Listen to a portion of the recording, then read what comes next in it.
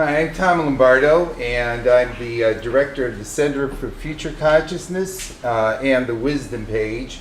I'm also the editor of the online journal Wisdom in the Future. Here's images of my books that I have written on consciousness, the future, psychology, wisdom, and related topics. Most of the books you can find up on my website. Presently, I'm working on a series of books dealing with the evolution of science fiction. And if you come this afternoon to the presentation I'm doing over at the Graduate Institute, I'm going to talk about that book over there, and an introduction of it. Also, you have books in the back. Yes. And anyone else here who has a book they want to share and sell, you can put it in the back. It's a space that's set up specifically for that. But today I'm going to, but today I'm going to talk about my book that will be coming out in the fall, Future Consciousness, The Path to Purposeful Evolution, and in a half an hour I'm going to summarize for you an 800-page book. It hit me as I was listening to the first presentation that my presentation is going to be philosophically very, very different. In fact, I would say somewhat at odds with the perspective of reality that was presented. A quick way to summarize my book is a theory of human consciousness within the cosmos that provides a philosophy of life. My book starts with a simple question. What is a good future and how do we create it?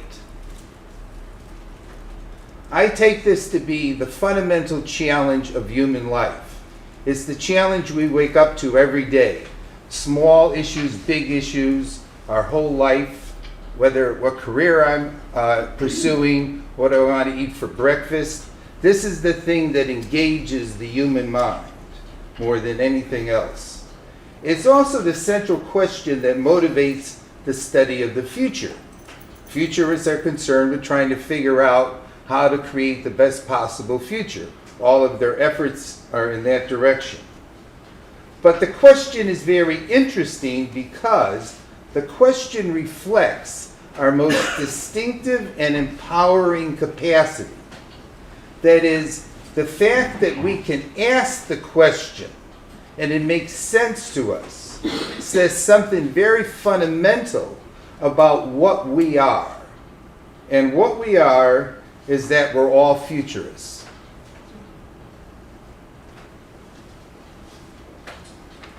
The answer I give to the question is that flourishing in the flow of purposeful evolution is the good future, and wisdom or heightened future consciousness, and I equate the two together, is the means to realize the good future. My starting point in answering and explaining what I mean by my hypothesis is to turn to the question of a simple one. What is reality? It turns out that all theories of the future, all theories of the good, and all theories of the human mind assume theories of reality. And what I'm going to present is a theory of reality that is both informed by contemporary thought and has a global perspective to it, that is, reflects both Eastern and Western thinking. And it's going to consist of two ideas, evolution and reciprocity. The idea of evolution I work out at length in my book, The Future of Science, Technology, and the Cosmos, and a great deal of my thinking on global consciousness comes from Richard Nesbitt's Geography of Thought, How Westerners and Asians Think Differently and Why. I'm going to begin with evolution and the evolution of evolution. Almost all ancient classical theories of reality assumed that ultimate reality was eternal, changeless, unified, and when we come into the modern era with Isaac Newton in the beginning of modern science, it was some kind of clockwork regular mechanism. But the last 200 years have revealed that reality is actually much different. It's evolutionary. It's future directional. It's quasi-chaotic. It's creative. And it's self-transcending. The grand cosmic narrative that has emerged in the 20th and 21st centuries is that we live in an evolutionary reality. And that provides a narrative of our past, present, and future. But to make things even a little more interesting, it looks like the process of evolution is accelerating. So this graph here shows a decreasing period of time between each successive significant event in evolution. So significant jumps and transformations are occurring logarithmically faster and faster. As Walter Trude Anderson said, evolution isn't what it used to be. And what he was getting at in that book is that the accelerated process of evolution is occurring because the process of evolution itself is evolving. And that means to say that the means by which things evolve keeps building on itself with additional factors of transformation coming into play. So evolution is evolving. Now, if I turn to humans, I'm going to suggest that humans are a critical element in this. And the title of this slide is Purposeful Human Evolution, with a quote from Julian Huxley, that we are nothing else, which is a big deal, than evolution become conscious of itself. Humanity at all different levels of analysis shows an evolutionary history, whether it's technological, psychological, biological, sociological. We are manifesting evolution in all the different aspects of human reality, including our individual consciousness. I'll throw out the hypothesis for you right now, which I will develop later on, is that right now, the conscious flow, the individual stream of consciousness, or fountain of consciousness, if we use that metaphor, in our minds is an evolutionary process that's ongoing. That is, our minds are in evolution. We engage, in fact, in an evolution in evolution. That is, we have added something in to the cosmic evolutionary process that speeds up the process of evolution. And what we have added in is that we have a capacity for informing ourselves of information, ideas about reality. We think about it, we come up with ethical principles, and we are purposeful. That is, our individual consciousness and a collective consciousness shows a directional, purposeful flow. That is, we intentionally guide evolution, both within ourselves and in the world around us. And this is a unique expression of the cosmic process of evolution of evolution. We are an evolution of evolution in that we are thoughtfully, purposefully, intelligently, and ethically attempting to guide evolution. And humans throughout history have engaged in numerous experiments with the effort to purposefully guide evolution. That is, all our efforts to improve ourselves, improve reality, are really experiments, sometimes they fail, sometimes they don't, in purposeful evolution. There's the expression playing God. We shouldn't mess with Mother Nature. We shouldn't mess with ourselves. We shouldn't attempt to manipulate nature's plan. But that's in fact exactly what we do. That's exactly what's distinct about us. And our fundamental moral imperative, as for example outlined in Carter Phipps's book Evolutionaries, is that we should play God. That's exactly what the good is, to thoughtfully, ethically manipulate ourselves and nature. The second idea, inspired at least by me, comes out of the East, and that's reciprocity. Beginning with the Eastern notion of the yin-yang, that reality is distinct but interdependent complements. In the West, we find this idea showing up in systems theory, where even though we have a set of individuals existing in the world, these individuals maintain their individuality through exchange. That is, I am unique because I interact with you. The third idea comes out of my book, The Reciprocity of Perceiver and Environment, that is, humans in their environment form an interdependency. We are distinct from our environment, but we are interdependent with it. Each of us is a distinct individual, but we're interdependent with the collective, with society. And although we can't say that we are distinct from our machines, we are interdependent with them, and we in fact are all cyborgs. And we have been cyborgs for a couple million years already. Consciousness in the physical world has been one of the big philosophical problems down through history, East and West.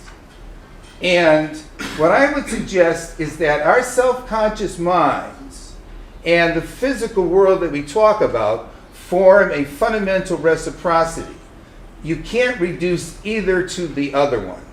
That is, for things are things because of mind, as mind is mind because of things. So if you're familiar with philosophical theories of reality and the mind, this is a rejection of both idealism, materialism, and dualism. Consciousness and the physical world are interdependent with each other, and one cannot exist without the other. So when people ask me what I am, I say I'm an evolutionary Taoist.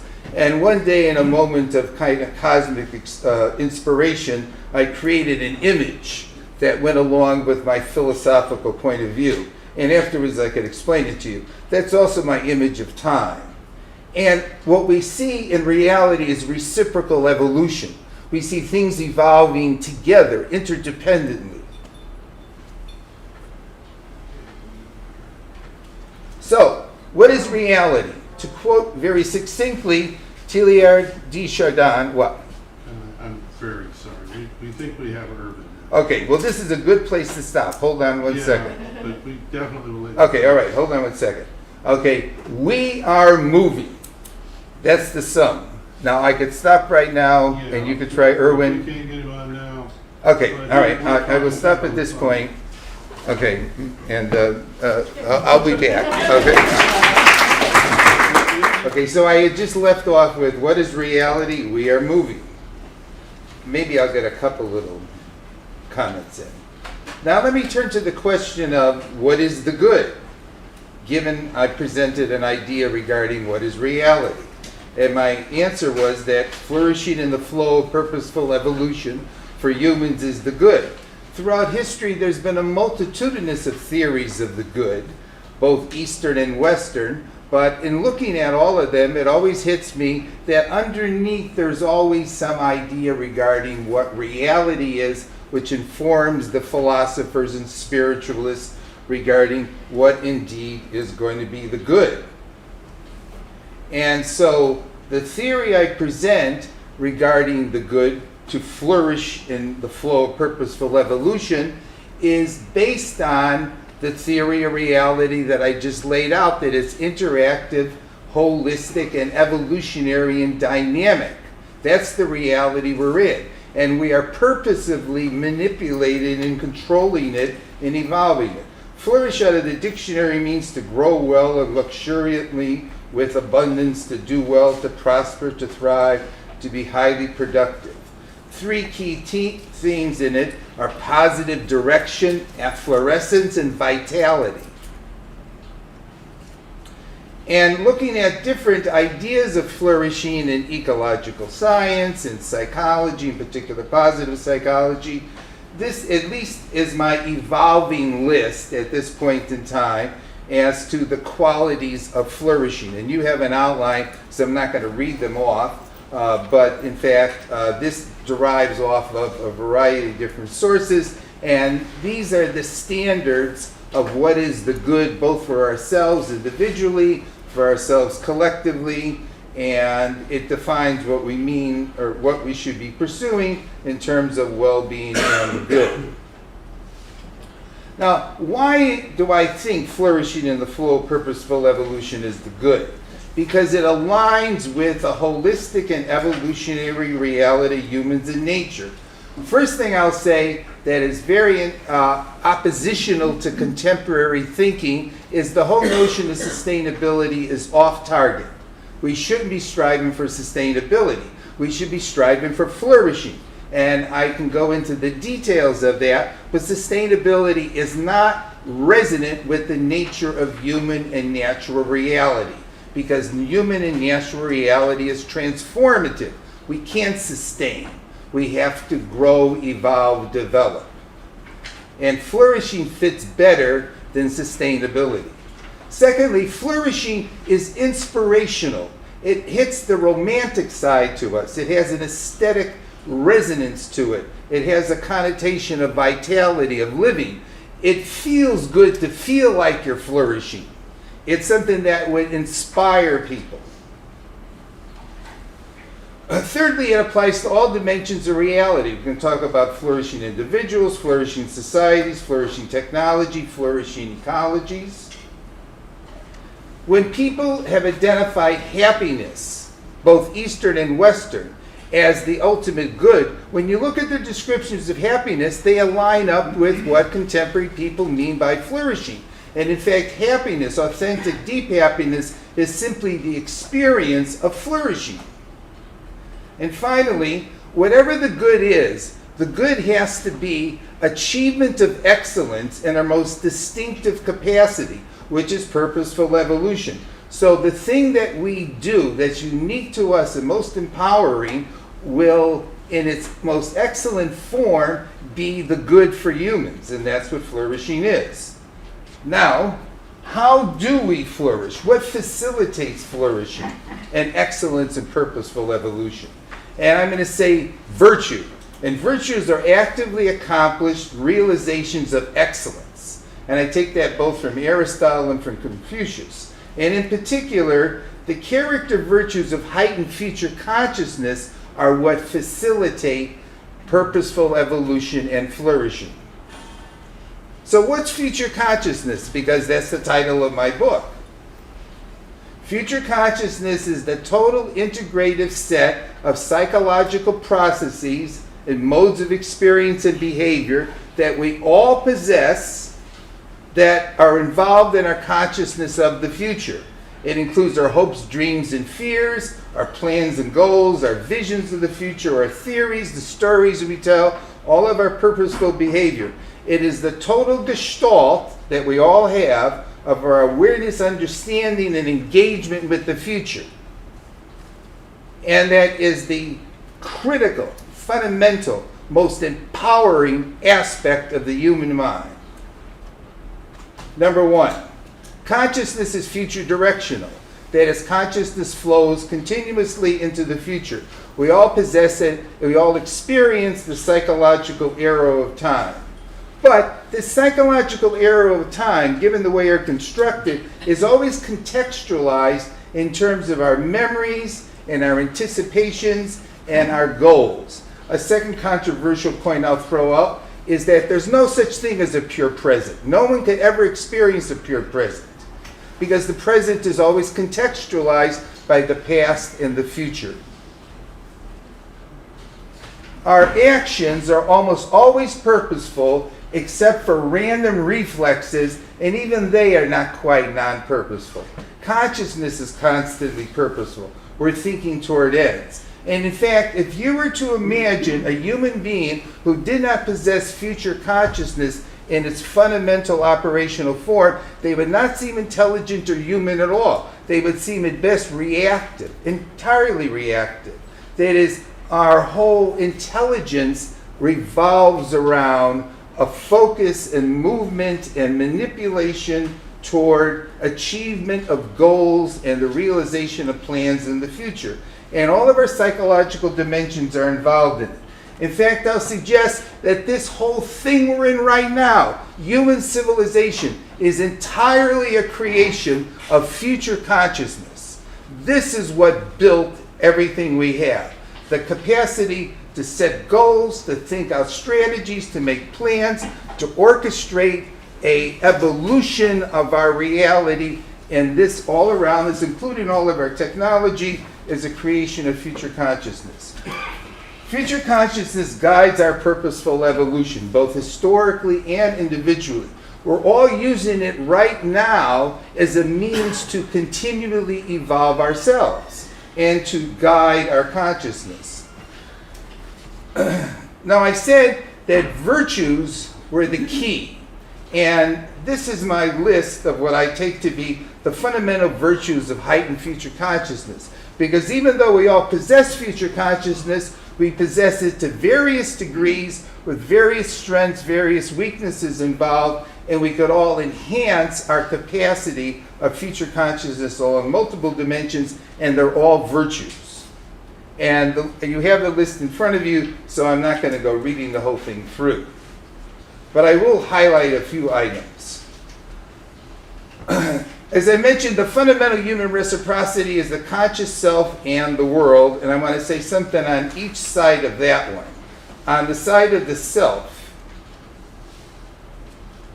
the idea I propose to you that humans are self-creative within the world and regarding the future. That is, we are all creating ourselves and creating our lives. We are literally beings that are able to pull ourselves up by our own bootstraps and create our sense of existence.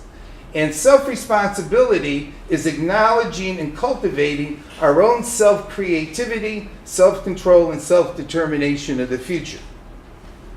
And self-responsibility is the cardinal virtue, because all virtues are accomplishments based upon the idea that I can improve myself, and therefore that assumes the notion of self-responsibility. So all virtues are self-determined, self-responsible accomplishments, and until you have a sense of self-responsibility, you can't develop any virtues, whatever they happen to be. And if people do not have a sense of self-responsibility with respect to their own future, they feel disempowered and they feel depressed. Those are common effects produced by someone who doesn't feel in control of what's going on in their lives or where things are going tomorrow. Willpower, which is another name for self-control and self-creativity, is an example of, from the book by Roy Baumeister, an example of how one would go about developing a virtue, in this case here, self-responsibility and self-control, and it turns out this virtue can be developed through a whole variety of different practices. Now let's flip it over, and instead of talking about the self, talk about the ecology of future consciousness. Each of us, each self, exists in an active engagement within an ambient evolutionary reality. That's where we're all in right now. The surrounding ambient reality, our ecology, is in a state of evolution and transformation, and we're all in it. And we're all responsible, both psychologically and ethically, for what's happening around us, because our very nature is to control and manipulate reality, including ourselves. We're responsible for it. And in fact, when people talk about the environment and the environment made me do something, the environment never makes us do anything. It depends on how we interpret it and how we react to it. That is, psychologically, that environment out there, to some degree, is always being created by us, by our minds, by our interpretations, by our actions. The two key virtues in heightened future consciousness that definitely apply to our understanding of the environment is having a broad perspective on time and a broad perspective on the cosmos. And so when I say future consciousness is critical, I do not mean to ignore or to minimize historical consciousness, because it's through historical consciousness that we get a sense of the future. That is, the opposite of living in the future or focusing on the future is not historical consciousness, but the more limited primordial experience of relatively living in the here and now. So when people talk about living in the here and now, that's a primordial state of the mind. Our social reality is created through our social virtues. We have better or worse social realities depending on that. Our technology should be guided by wisdom. That is, we should be wise cyborgs. Right now we seem to be very foolish cyborgs. That is, we're not using technology that well. And I would suggest at the level of the cosmos and nature, our primary responsibility here is to participate in the evolving nature of the Earth and the universe, and that we should do so in an informed and ethical fashion. My time person disappeared, so I have no notion of how much time I have left. You've been talking 12 minutes. More. More. So I have 6 minutes left. Okay. What I'm going to do... Let's do that. Okay, what I'm going to do is I'm going to skip these 2 slides, so I finish on time. You have them on your... I'll just add one little point on this last slide here. The future is the ongoing act of creation, and we are all participating in it. I totally, completely disagree with Erwin Laszlo. The universe is not being guided by a transcendent set of laws or intelligence or form. That's pure Plato, all the way. The universe is creating itself, and we are part of it, and the future exists because it's still in a state of being formed. We are in an unsettled reality, and part of that unsettledness is that this reality, in part at least, is chaotic and random. And in fact, that's the juice that keeps the thing going. If it was entirely orderly and coherent, this would be a frozen movie. Okay. The self. The human self, although it gets a lot of bad press from the East and people who are sympathetic with the East, is at this point in time a very primitive and fragmented reality. It's not like we need to transcend ourselves. We need to evolve the self much further. The self right now is only marginally, the human self, only marginally developed. And all through history, there have been numerous efforts to try to evolve the self. And if you look at them, you'll always see that they turn out to be efforts for how to purposefully evolve ourselves. Humans have a resonance with stories and narratives. And in fact, it is through stories and narratives that we evolve ourselves. We tell stories about ourselves to ourselves. We create personal narratives, and those personal narratives that we keep creating is the means by which we are evolving ourselves through our lives. What kind of a person am I? What happened in my life? Why did this go right? Why did that go wrong?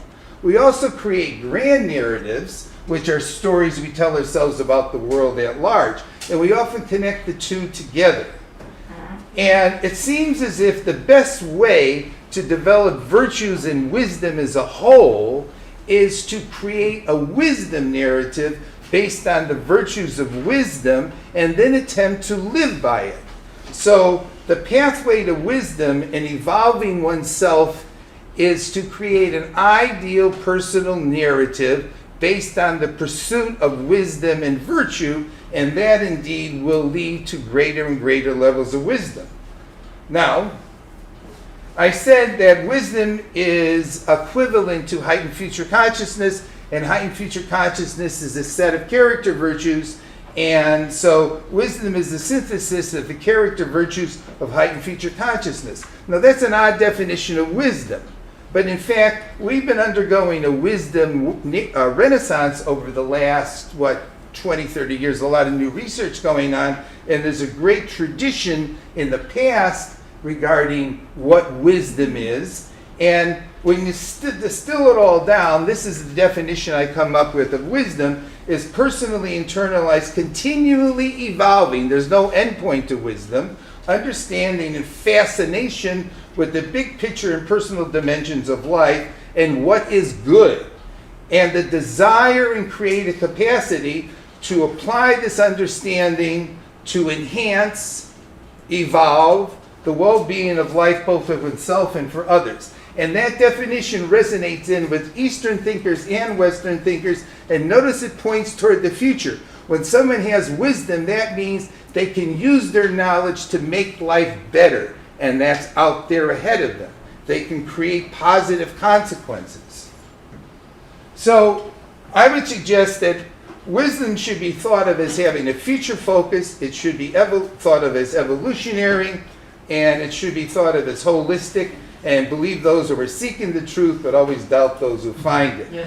And wisdom is an ideal. So what people thought 1,000, 2,000 years ago about wisdom isn't the end of the story. We keep developing our very notion of what wisdom is. Wisdom is an ongoing epistemic ideal that we are working on.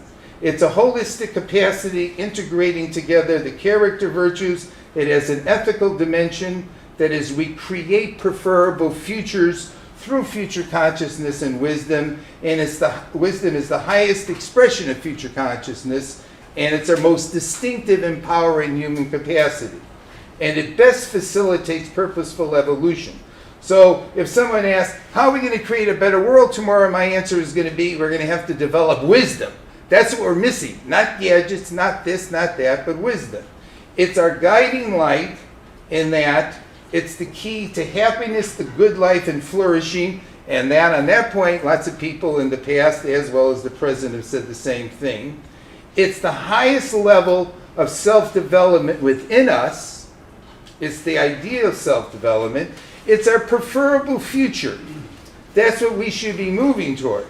We should be moving toward becoming wise cyborgs. We can't not be cyborgs. We're all cyborgs already, so we might as well be wise ones. And finally, if we had to have a general idea about an age to be living in the future, we should envision it as an age of wisdom. And we should be teaching wisdom as the central goal in education. That's what we should be doing, because what is education about? Personal development and helping others and helping the world. Well, that's wisdom.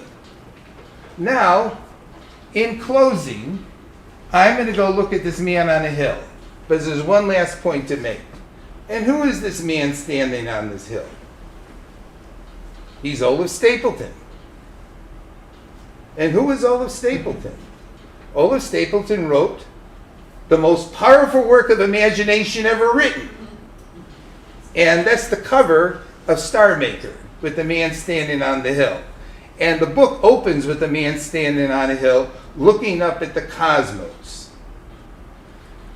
And what Stapleton wrote were cosmic evolutionary narratives heightening future consciousness through science fiction. Although Stapleton was a philosopher, PhD, whose first book was on ethics. But between Last and First Men and Star Maker, he laid out the most colossally vast visions of the future that anybody in the West has ever produced. He went out 50 billion years into the future, including 2 billion years for humans, and then 50 billion years for the collective intelligence of the universe. And he described the purposeful mental, social, ethical evolution of life in the cosmos. And the characters and beings that he described were involved in trying to create preferable futures for themselves. And in reading those books, you get inspirational wisdom narratives of the future and for the future. And in fact, even though science fiction gets stereotyped in lots of ways as being shallow, there's lots of different imaginary ethical science fiction narratives that are actually wisdom narratives.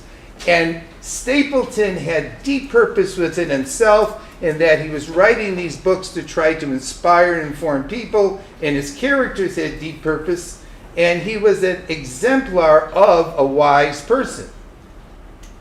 The conclusion, futurists need to be wise people.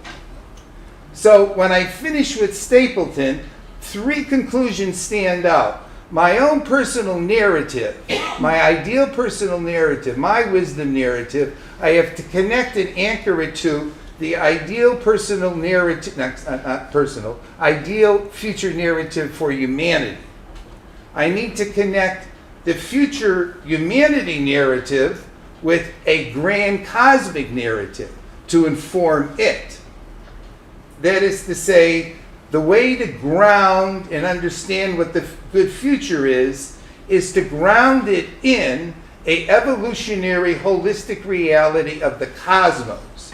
That's the most realistic and efficacious way to approach the question of ethics. How am I fitting into the big story and helping to facilitate it? And from that, we of course jump to the obvious evolutionary consequence. The good future is the purposeful evolutionary transcendence of us. There's something else coming, and we're going to create it. And that's where the good future lies. And the argument here, just in case the point isn't being strongly made, is that what is best, what is highest, is yet to come. It wasn't at the beginning of time. It isn't orchestrating it. We're creating it. The universe, as us as participants, is creating it.